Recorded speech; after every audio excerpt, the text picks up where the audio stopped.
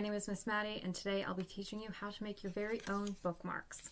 So all you are going to need is a ruler, a pencil, a pair of scissors, some glue, and of course, paper.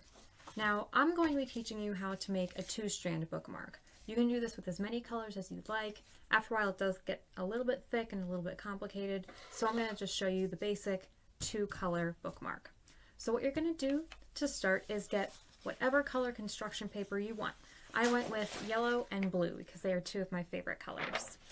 So next, what you're going to do is take your ruler, and if you don't have a ruler, you can always just kind of guess, find something that's not too thick, and use it as a general measure.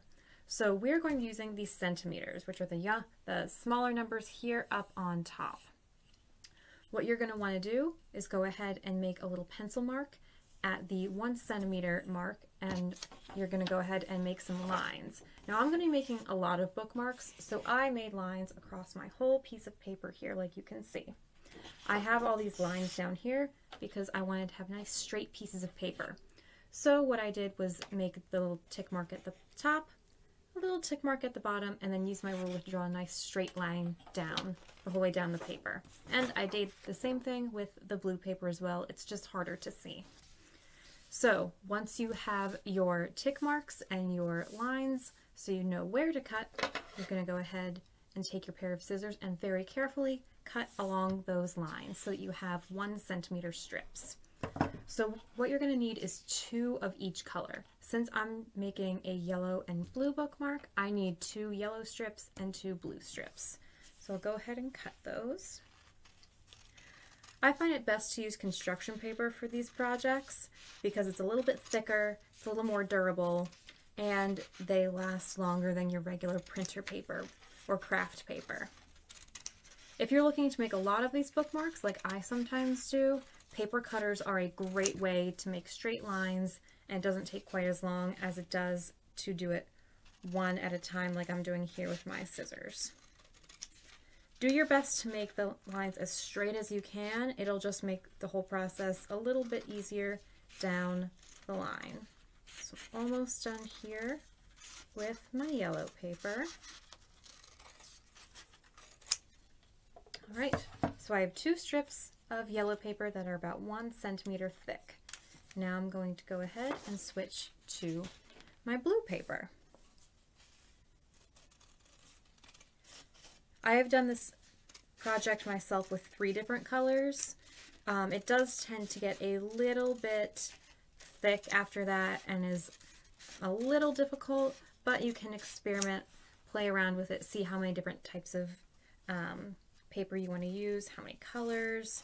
You can get as creative as you want with this.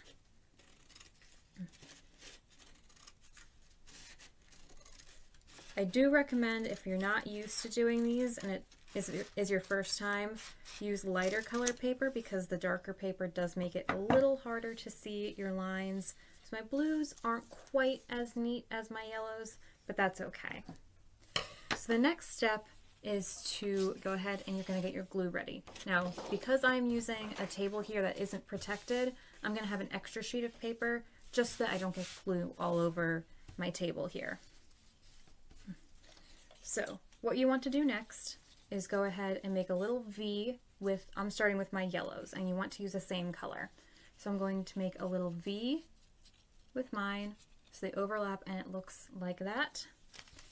And then I'm just going to glue them together.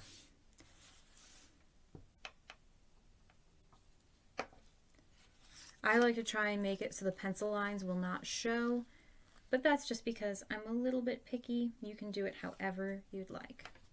Just hold it down for a second to make sure the glue takes, and then you'll end up with a nice wide V like this. The next step is to take your next color, so I'm taking my blue, and you are going to glue it right here. So you're going to be adding the blue to make a second V within it, and I'll show you what I mean by that once I have it done here. I like to put a little bit of glue directly on the spot that I'm going to be putting the new piece of paper and not on the piece of paper being glued. So like this. You can see there my purple glue. And I'm going to put my blue strip right there where the paper is. And so now you see that I have 2 yellow and 1 blue piece of paper. The next step is to go ahead and take your next strip and put it across diagonally this way across these 2 pieces. And you want to try and get all the paper as close together as possible so you don't get too many gaps, because that is sometimes how these bookmarks tear, if there are lots of gaps in between.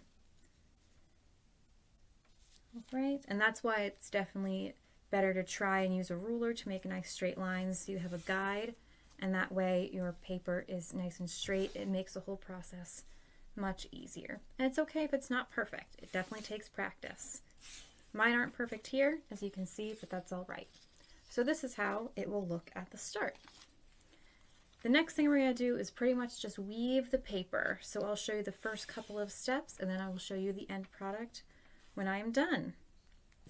So you're going to take this piece and fold it across so that it ends up looking like this, and I'll show you once I glue it down how that looks.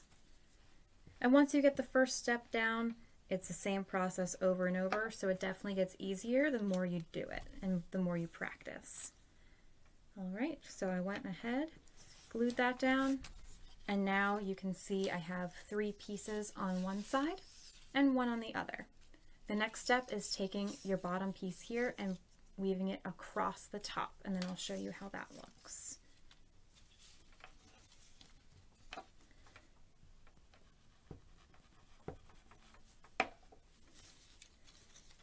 Alright, and you know, sometimes your corners are going to look a little funny.